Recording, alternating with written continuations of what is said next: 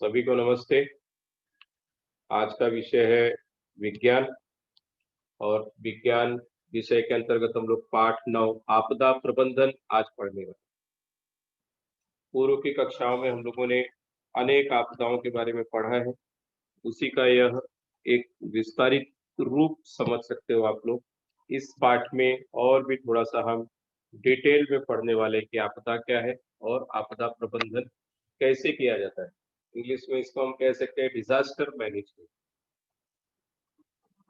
आपदा से क्या समझते हो? आपदा के प्रकार कौन से? अब आपदा होती क्या है?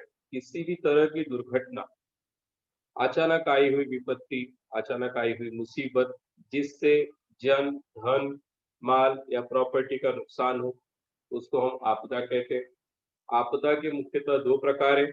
एक मानव निर्मित आपदा, जो मनुष्य द्वारा हमारी गलतियों के कारण किसी भी तरह की कोई मुसीबत आती है, कोई दुर्घटना घटती है, उसे हम मानव निर्मित आपदा कहते हैं।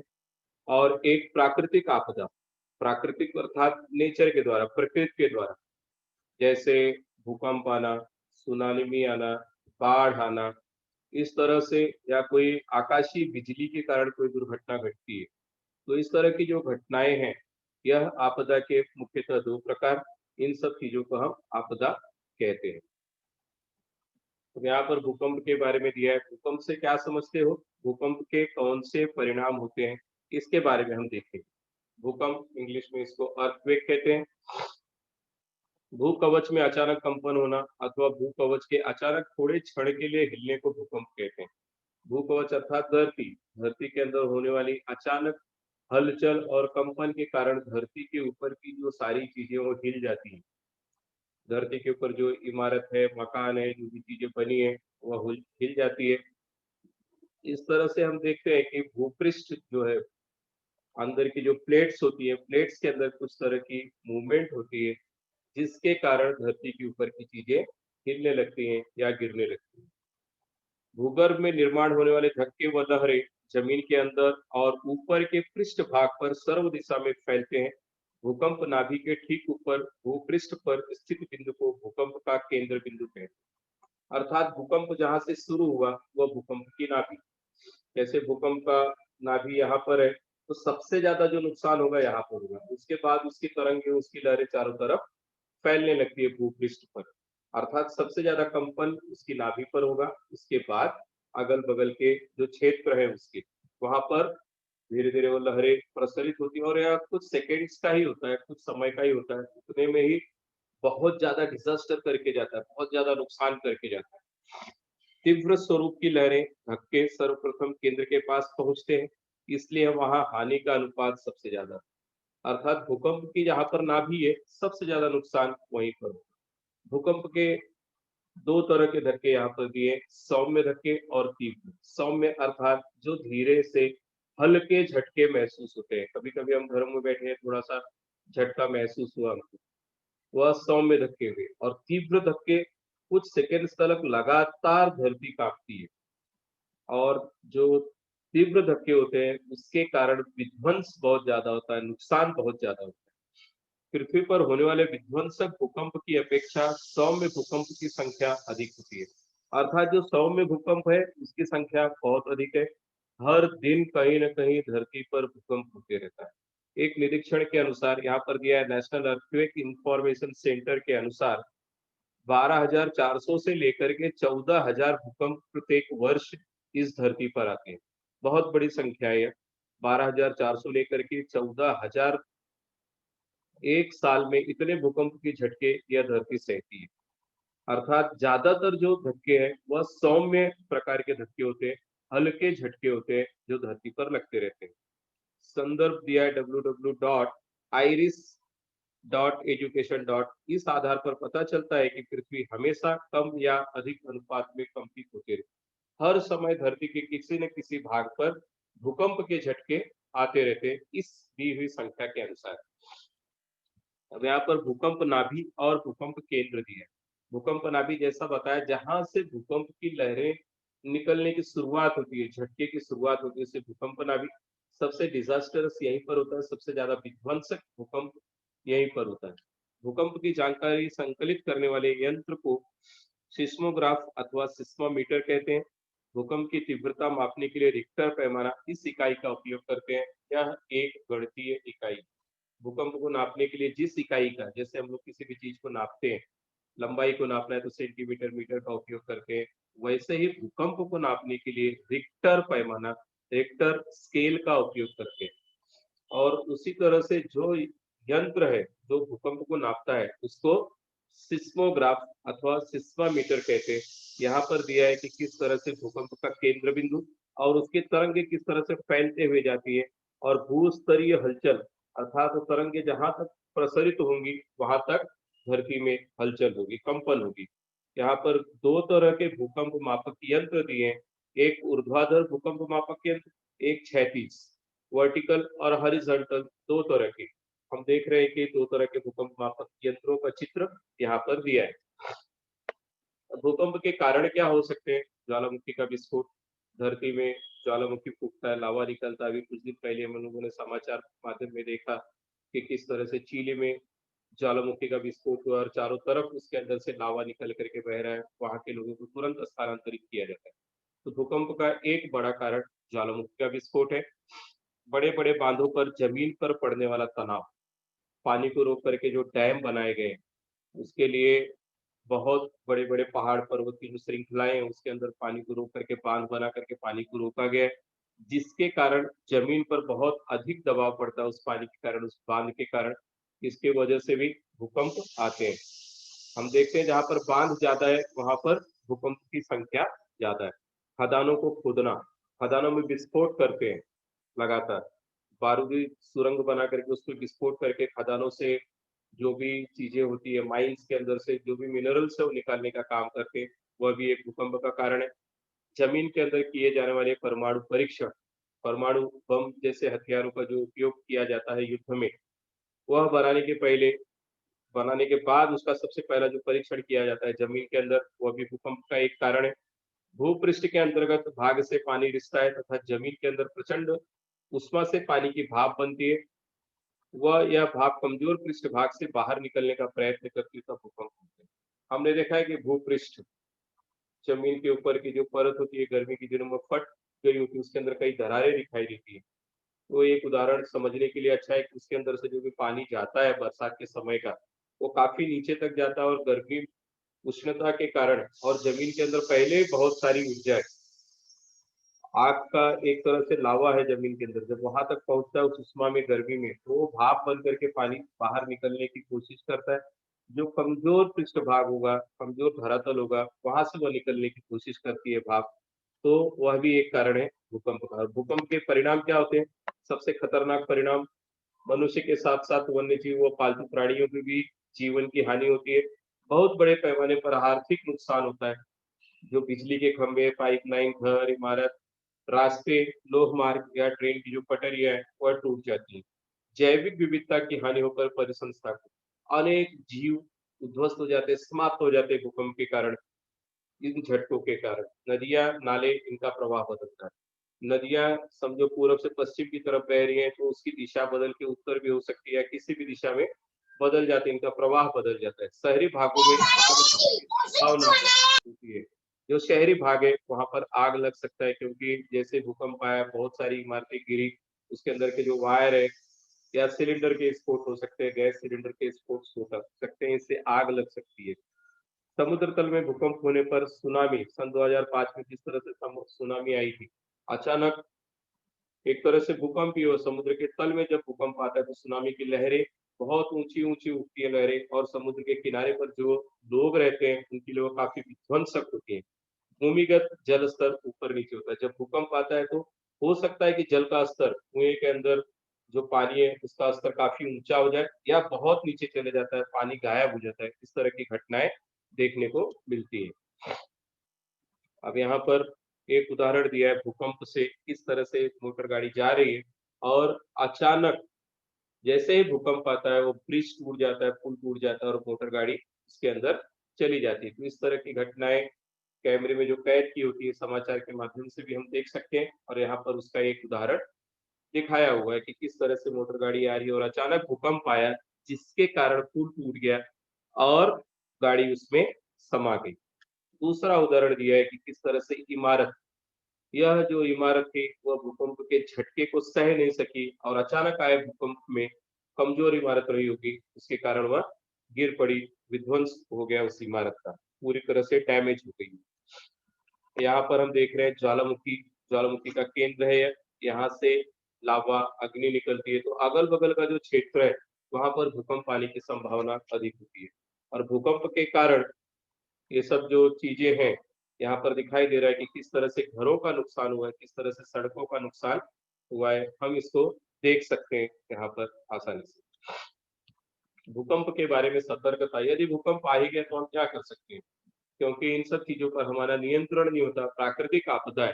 तो भूकंप के समय यदि हम घर पर हैं, तो सबसे पहला काम हमारा है कि उससे बचे कैसे? घबराहट में अचानक सीढ़ी की तरफ नहीं भागना चाहिए या लिफ्ट की तरफ नहीं जाना चाहिए। तुरंत किसी टेबल के नीचे, जैसे यहाँ पर उदाहरण दिया है बच्चे का, कि किस तरह से वो टेबल के नीचे या जो कॉलम होता है, कॉलम के बीच में खड़े हो जाना चाहिए, दरवाजे की जो फ्रेम होती है उसके बीच में हम खड़े होकर के अपने आप को सुरक्षित रख सकते हैं। यहाँ पर दिखाया है कि किस तरह से बच्चा अपना चेहरा नीचे करके, मुंडी नीचे करके, सर नीचे करके, झुका करके बैठा है, जिससे वह सुरक्षित रह सके। दूसरा सबसे अच्छी चीज है कि अचानक अगर भूकंप आए तो सबसे पहले गैस सिलेंडर को डिस्कनेक्ट करना चाहिए, उसको बंद करना चाहिए, गैस के चूल्हे को बंद करना चाहिए, इलेक्ट्रिसिटी का जो प्रवाह है उसको बंद करना चाहिए। और अगर वाहन हम जा रहे हैं किसी गाड़ी से और भूकंप आया अचानक तो क्या करें? तो वाहन को सुरक्षित स्थान पर रोक करके तुरंत वाहन से बाहर आना चाहिए और किसी इमारत या वृक्ष के नीचे कभी नहीं खड़ा होना चाहिए, बिजली के तार के नीचे नहीं खड़ा होना चाहिए। क्योंकि अगर अचानक भूकंप की वजह से बिजली के खंभे टूट सकते हैं, गिर सकते हैं या वृक्ष टूट करके हम पर गिर सकता है, तो और ज़्यादा खराब घटना, दुर्घटना हमारे साथ हो सकती है। इसके लिए बचने का सबसे अच्छा साधन है, मैदान की तरफ जाएँ, जहाँ पर खुली जगह दिखाई दे, उस जगह पर जाकर के खड़ा होना चाहिए। किसी बड़ी इमारत के नीचे भी शरण नहीं लेनी चाहिए। भूकंप के समय हमें क्या-क्या नहीं करना है, लिफ्ट का उपयोग नहीं करना है, सीढ़ी से नीचे उतरे हम। एक ही जगह पर असुविधाजनक स्थिति में ज़्यादा देर तक ना बैठिए, डर के मारे हम बैठ गए और हमारी इसमें साँस घुटने लगी, दम घुटने के कारण मौत हो सकती है। भूकंप से बच भी गए तो इस तरह की दुर्घटना हो सकती है। शॉर्ट सर्किट हो सकता है, इसके लिए सबसे पहले मेन स्विच को तुरंत बंद करना चाहिए और ऐसे समय में मोमबत्ती, लालटेन, माचिस या कोई भी ज्वलनशील पदार्थ का उपयोग नहीं करना चाहिए। हो सकता है कहीं गैस का रिसाव हो और बड़ा विस्फोट हो सकता है और बड़ी दुर्घटना हो सकती है। बैटरी या टॉर्च का उपयोग हम कर सकते हैं। भूकंप रोधक इमारतें क्या होती है? एक विशिष्ट तरह की संरचना इंजीनियर लोगों ने तैयार की है, जिसके कारण भूकंप रोधी इमारतें तैयार होती हैं। अगर भूकंप के झटके आए भी तो उसको आसानी से वह इमारत सह सकती है। यहाँ पर दिया है इमारतों के निर्माण कार्य के लिए भारतीय मानक संस्था के कुछ कोड बनाए हैं। आईएएस 456 के अनुसार से इमारत का निर्माण कार्य किया जाता है। यह कुछ मानक है जो हमारे इंजीनियर लोगों को हमसे कहीं अधिक पता है। उस तरह से निर्माण कार्य करने से भूकंप के झटके को इमारत आसानी से सह लेती है। और उसी प्रकार यहाँ पर दिया है भूकंप रोधक निर्माण कार्य के लिए आईएएस 1392 भूकंप रोधक आरेखन की संरचना के मापदंड है और आईएस 1392 भूकंप प्रभाव के संदर्भ में सशक्त कंक्रीट संरचना का तानीय विस्तार का उपयोग किया जाता है। भूकंप रोधक निर्माण कार्य में आधुनिक तंत्र ज्ञान का उपयोग किया जाता है।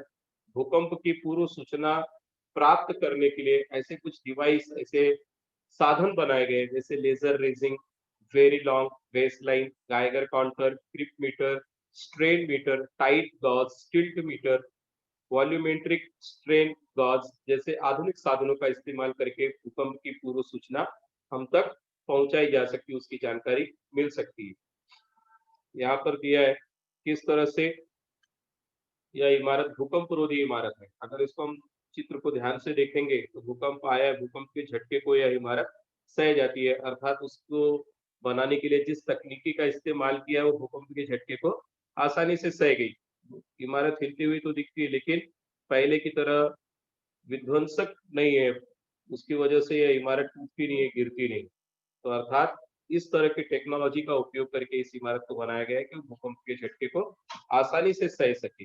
यह जो बुर्ज खलीफा इमारत है, वह भी भूकंपरोधी है। इस स्थिति का लगभग 100 महले से भी ज़्यादा ऊँची यह इमारत है। तो इस इमारत के बारे में भी कहा जाता है कि वह भी भूकंपरोधी इमारत बनाई गई है। अब आग, दूसरी आपदा है आग। आग के अनेक प्रकार हैं। अवर्गीय यहाँ पर प्रकार दिए गए हैं। अवर्गीय ठोस रूप पदार्थ जैसे लकड़ी, कपास, कोयला इत्यादि। इस तरह की जो आग होती है, वह अवर्गीय ठोस पदार्थों में लगी हुई आग है। अब इसे बुझाने का जो तरीका है, उसे ठंडा करके बुझाया जाता है। अर्थात पानी के जो फव्वारे किए जाते हैं और आग को ठंडा करके बुझाने का कार्य करते हैं। ब-वर्गीय आग द्रव रूप जैसे केमिकल की आग है, पेट्रोल, डीजल, तेल, वार्निश, विलायक, रसोई का तेल, रंग इत्यादि। ये पदार्थ पानी की अपेक्षा हल्के होते हैं, इसलिए इस आग को बुझाने के लिए पानी का इस्तेमाल नहीं किया जा सकता। और यहाँ पर झाग वाले अग्निशामक द्वारा आग बुझाई जाती है। उसके अंदर से कार्बन डाइऑक्साइड गैस के फव्वारे या पाउडर का फव्वारा होता है, जिसकी जिसकी सहायता से, जिसकी मदद से आग को बुझाने का कार्य करते हैं। क वर्गीय आग है, गैस रूप पदार्थ जैसे एसिटिलीन एसिटिलीन और घरेलू गैस, एलपीजी गैस इत्यादि ज्वलनशील गैस द्वारा जो आग लगती है, उसको क वर्गीय गैस की जो आग है, क वर्गीय आग में आती है। फिर ड वर्गीय रासायनिक पदार्थ है, बताया गया जैसे कि ज्वलनशील पदार्थ है, सोडियम, पोटेशियम, जो ज्यादातर केमिकल इंडस्ट्रीज में उपयोग किया जाता है, कैल्शियम, ये सब जो धातुओं में लगने वाली आग है। यह तापमान पर पानी के साथ-साथ क्रिया करती है। उसी प्रकार मैग्नीशियम, एल्यूमीनियम, जिंक उच्च तापमान पर पानी के साथ क्रिया करती है। दोनों समूह की धातु जब पानी के साथ संयोग करती है, तब विस्फोट होता है। अगर इस तरह के रासायनिक पदार्थों की अगर कोई आग लगी है, तो उस पर हम पानी का इस्तेमाल कतई नहीं कर सकते, कभी नहीं कर सकते, क्योंकि यह पानी के साथ और ज़्यादा संयोग करके और ज़्यादा विस्फोटक हो सकती है आग। इसलिए इस आग पे किसी भी तरह से पानी का इस्तेमाल नहीं होना चाहिए, इस बात का ध्यान रखना है।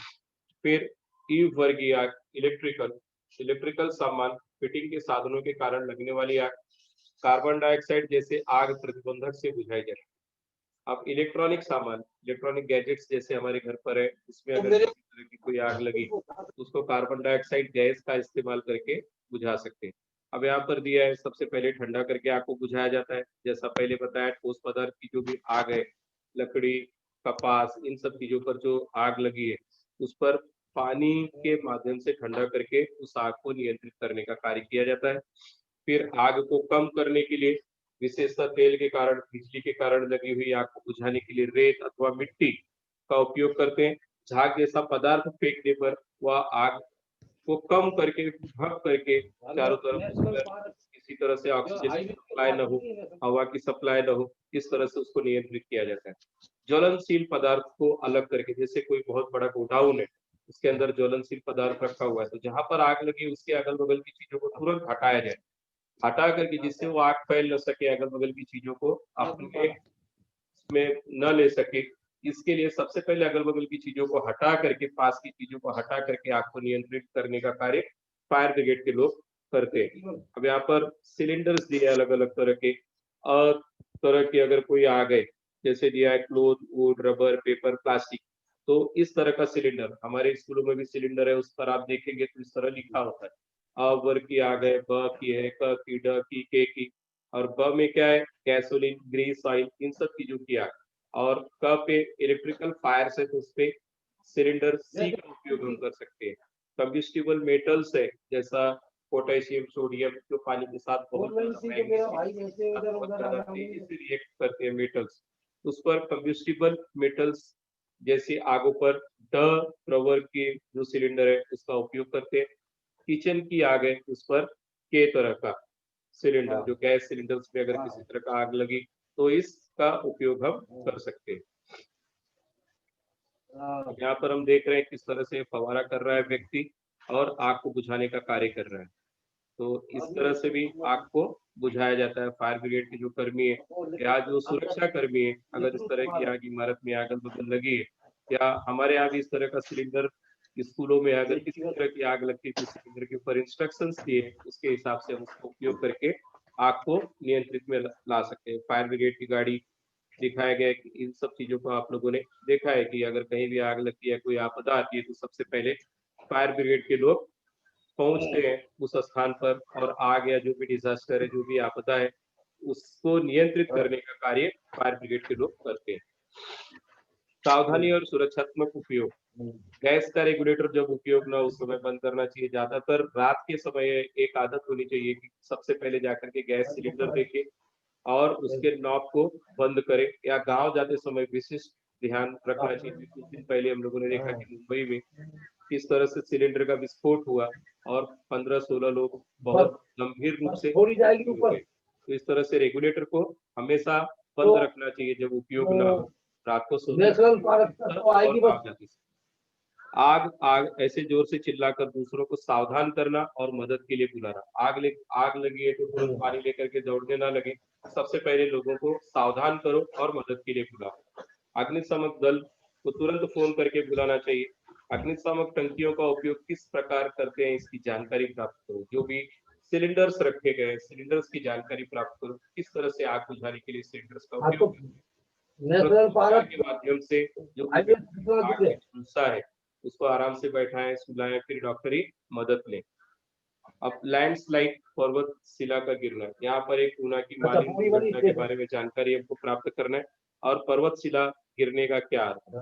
यहाँ पर मालिन गांव एक आसमानी संकट जो दिया है IBN लोकमत के द्वारा यहाँ पर चित्र प्रस्तुत किया गया है। यह घटना बहुत ही खतरनाक घटना थी, जहां पर एक ST ड्राइवर ने देखा कि उस रास्ते से गुजर रहा था तो देखा पूरा गांव ही गायब हो गया। गांव गया कहाँ, तो भूस्खलन के द्वारा लैंडस्लाइडिंग बारिश के समय जो पर्वत के अंदर जो टूटा लैंड, जो पहाड़ी टूट करके पूरे उस गांव को दफन कर गई। तो उसके अंदर जितने लोग थे लगभग सभी लोग दफन हो गए, खत्म हो गए।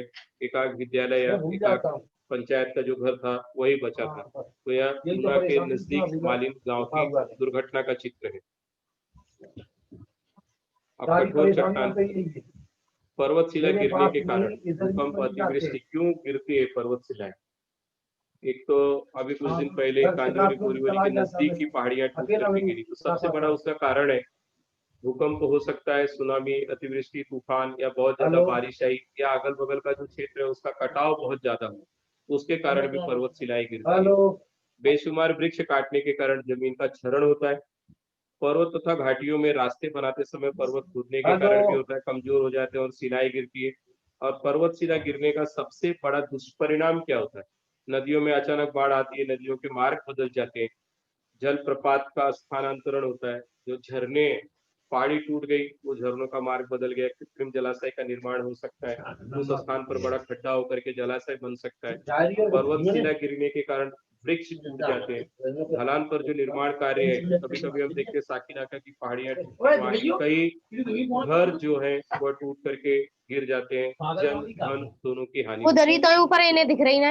यातायात के मार्ग पर लौह मार्ग, जैसे गोवा का जो रूट है, ये दिख रही तरफ जाने वाला जो रूट है ट्रेन का, तो ज्यादातर वहां पर लैंडस्लाइड्स होते रहते हैं। इस आएगी तरह से हम आवाज। देखते हैं भूस्खलन के कारण यातायात में अनेक रुकावटें आती है और अनेक दुर्घटनाएं होते रहती है। यहाँ पर दिखाया है किस तरह से भूस्खलन हो रहा है। पर्वत की पूरी पहाड़ी टूट करके गिरती है, उसके ऊपर के पेड़, बाकी की चीजें, वहां से गुजरने वाले वाहन, रास्ते टूट जाते हैं। वाहन है या कोई चीज उसके बीच आए उस दरमियान पूरी तरह से नष्ट हो सकता है। वह जन धन हर तरह की हानि हो सकती है। यहाँ पर दिखाया है किस तरह से लैंडस्लाइड की वजह से रास्ता पूरी तरह से ध्वस्त हो चुका है, टूट चुका है। और ऐसी दुर्घटनाएं आए दिन होती रहती है। ज्यादातर बरसात के समय इस तरह की घटनाएं होती है। आपदा निवारण हेतु नियोजन प्रतिकृति, विद्यालय की प्राथमिक जानकारी दी है, विद्यालय का पूरा पता, मुख्याध्यापक, ये सब संकलित करने वाली चीजें, इसको हम विद्यालय में जब स्टार्ट होगा तो इन सब बातों का या इंफॉर्मेशन हम लिख करके जमा करके एक तरह से प्रकल्प है इसका, ऐसी तालिका हम तैयार कर सकते हैं। विद्यालय आपदा प्रबंधन समिति बनाई गई है, वहां पर अग्निशमन, जागृति सूचना, यातायात व्यवस्थापन आदि सब चीजें जानकारी हम विद्यालय से ले सकते हैं। विद्यालय की इमारत की विस्तृत जानकारी, कहाँ से इमरजेंसी एग्जिट है, कहाँ से निकलना है, ये सब इंफॉर्मेशन, कितने कमरे हैं, कितनी कक्षाएं हैं, और उसका जो स्वरूप है, पक्की इमारत, हमारी इमारत तो पक्की है, उसकी छत पक्की है, इमारत की उम्र कितने वर्ष हुई, इन सब चीजों की जानकारी ले सकते हैं।